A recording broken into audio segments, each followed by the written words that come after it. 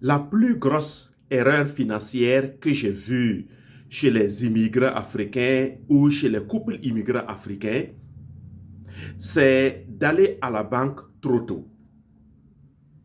C'est vrai, il y a des facilités d'acquérir des prêts à la banque lorsqu'on vit en Europe, en France, en Italie, en Belgique, aux États-Unis, au Canada ou en Australie ou je ne sais où encore. Mais aller trop tôt à la banque pour un prêt, cela a ruiné beaucoup d'immigrants ou de couples immigrants africains. Les gens prennent un prêt à 100% et après, ils vont vivre stressés pendant 5 ans, 10 ans, 20 ans et plus. J'ai vu des immigrants africains ou des couples immigrants africains vivant en Europe, aux États-Unis, au Canada. Ils se sont jetés rapidement sur une voiture, une belle voiture qu'ils ont vue et qu'ils ont désirée. Beaucoup aussi d'autres se sont précipités à acheter des maisons à crédit. Et cela a plombé leurs finances pour des années. Je vais vous expliquer cela. Lorsque vous partez très tôt à la banque, ce que j'ai constaté chez les immigrants africains ou les couples immigrants africains, c'est que chaque fin de mois devient une pression financière. Chaque fin de mois devient un stress. J'ai vu une dame aux États-Unis, elle est allée prendre une voiture toute neuve, 0 miles, et elle en était fière. Mais au bout du 5e mois, elle était déjà essoufflée dans le paiement de cette voiture-là. Parce qu'il n'y a eu aucune stratégie, il n'y a eu aucune méthode au départ, au préalable. J'ai vu également des gens qui achètent leur maison et ce n'est pas parce qu'il y a eu un imprévu ou un élément perturbateur et incontrôlable dans leur vie, mais c'est parce que simplement ils se sont précipités, ils sont allés à la banque très tôt pour acheter la maison parce que peut-être ils veulent simplement impressionner ou ils ont vu des amis, des camarades ou des compatriotes s'acheter des maisons. Eux aussi, ils se disent, oui, je vais en acheter une. Il y en a même qui se sont fait construire de nouvelles maisons aux États-Unis. Ce n'est pas mauvais. Mais quelle est la stratégie que tu as mise en place? Quelle est la méthode que tu as mise en place plutôt? Et moi, ce que j'ai décidé de faire, c'est de faire l'inverse. J'ai conseillé à un monsieur qui voulait financer sa voiture, voulait prendre un crédit voiture. Et je lui ai dit, tu vois, il faut faire l'inverse. Au lieu d'aller bras ballants seulement et chez les dealers pour que avec la banque vous financiez la voiture, s'il n'y a aucune urgence, retenez ceci, s'il n'y a vraiment aucune urgence majeure, ce que tu dois faire, c'est de reporter la gratification. C'est ce que j'ai appelé la patience financière. Au lieu d'acquérir la voiture tout de suite, au lieu d'acquérir le iPhone tout de suite, au lieu d'acquérir la maison tout de suite, prends ton temps avant même de prendre le prêt, économise, épargne le maximum et si possible même les 50% du prix du prêt de la voiture. Et pourquoi? Je vais vous expliquer avant de continuer. Faites ceci s'il vous plaît. Faites ceci. Mettez des j'aime. Partagez les vidéos. Abonnez-vous car nous envisageons les 10 000 abonnés à la fin de ce mois-ci là. Et je vous remercie déjà pour tous vos commentaires, vos suggestions et vos contributions à mes différentes vidéos afin que, et à EFATA, l'école des familles et de la réussite en diaspora, soit effectivement une plateforme de référence. Quel est l'inverse que je fais? Moi, avant de prendre un prêt, j'ai déjà remboursé la moitié. Qu'est-ce que cela veut dire? Je parle au moins 50% du montant. Ensuite seulement, je vais à la banque. Et donc, j'ai conseillé à cet ami-là, la voiture faisait 10 000 $ et je lui ai dit, s'il n'y a aucune urgence majeure, grave, et prends ton temps, épargne 5 000 $ au moins avant d'aller.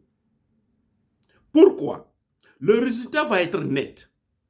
Les mensualités ne vont plus te stresser et tu vas continuer à épargner, à épargner.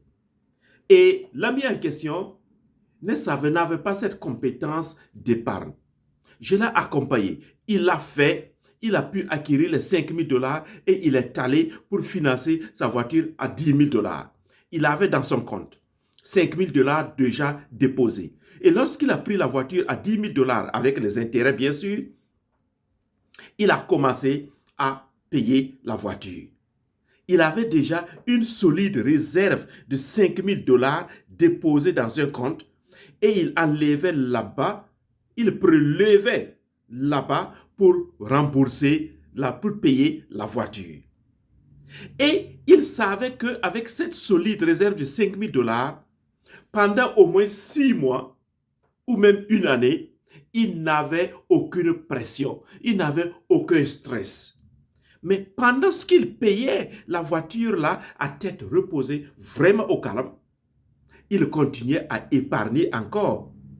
Et donc là, ces 5 000 $, il enlève peut-être 500 $ chaque mois pour payer la voiture ici, mais chaque mois, il continuait encore à faire les efforts de l'épargne.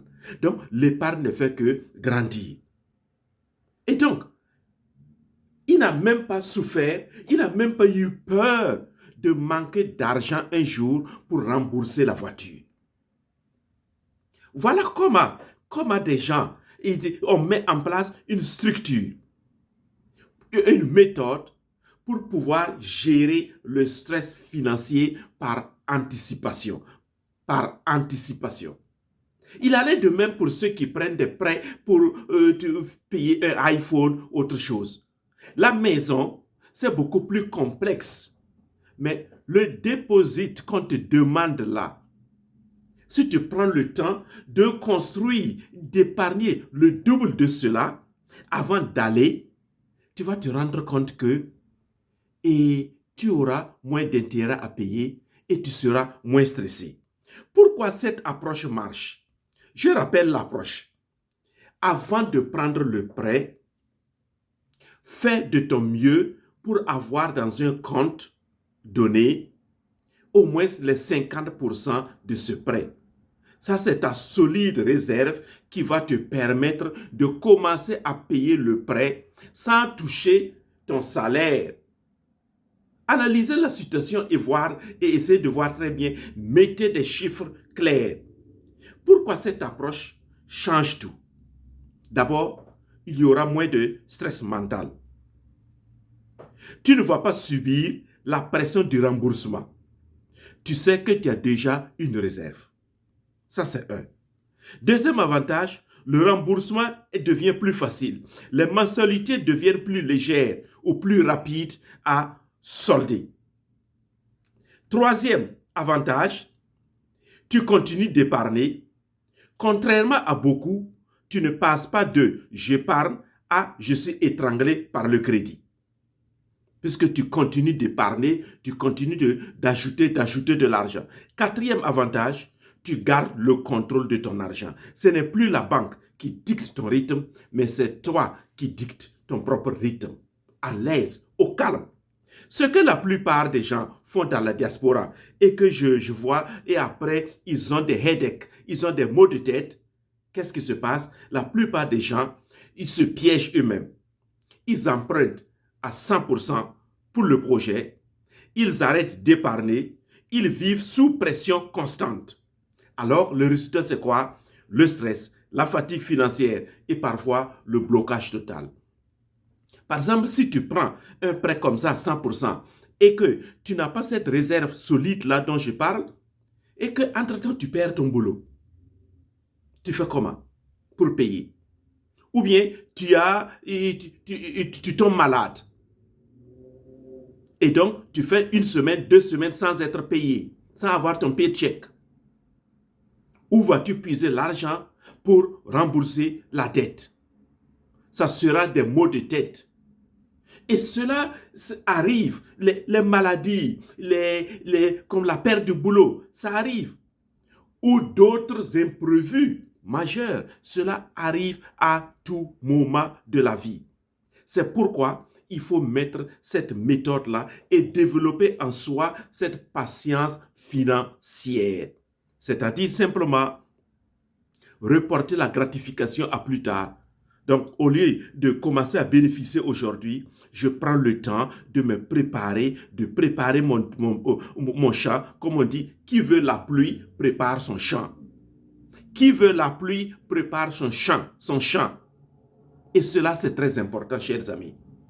Voilà juste une astuce simple pour aider les immigrants africains, les couples immigrants africains à sortir du stress financier.